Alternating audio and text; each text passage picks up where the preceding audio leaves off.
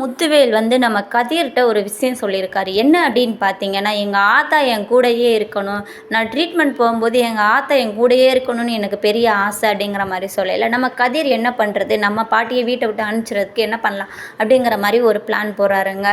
மறுநாள் பார்த்தீங்கன்னா, அவங்க தூங்கி எழுந்திரிச்சு வந்தோடனே உடனே என்னத்தை சரியாக தூங்கலையா அப்படின்னு நம்ம பாண்டியன் கேட்க, ஆமாப்பா ஒரே குலுக்கும் அதனால் தூங்க முடியல அப்படிங்கிற மாதிரி சொல்கிறேன். வேணா உங்கள் ரூமுக்கு ஒரு ஏசி வாங்கி மாட்டிடலாம் அத்தை அப்படிங்கிற மாதிரி சொல்லல. நம்ம கதிர் சட்டுன்னு வசதி இல்லாத வீட்டில் அவங்க ஏன் இருக்கணும், வசதி இருக்க வீட்டில் போய் இருக்க வேண்டியது தானே அப்படிங்கிற மாதிரி கத்துறாருங்க.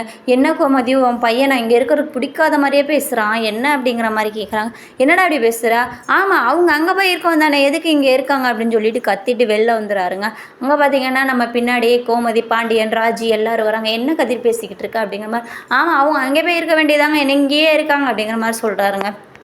அதை நம்ம குமரவேலோட அம்மா பார்த்துட்ருக்காங்க. எதுக்கு இப்படிலாம் இவர் சொல்கிறாரு, நல்ல பையன் தானே அப்படிங்கிற மாதிரி பார்த்தீங்கன்னா, நம்ம கதிர் நம்ம மாமனோட ஆசையை நிறைவேற்றணும், பாட்டி போய் அங்கே இருந்தால் தான் சரியாக இருக்கும் அப்படிங்கிறதுக்காக நம்ம உண்மையும் சொல்லக்கூடாது, அவங்களையும் அங்கே அனுப்பி வைக்கணும் அப்படிங்கிறதுக்காக இந்த மாதிரி பிளான் போட்டுட்ருக்காருங்க.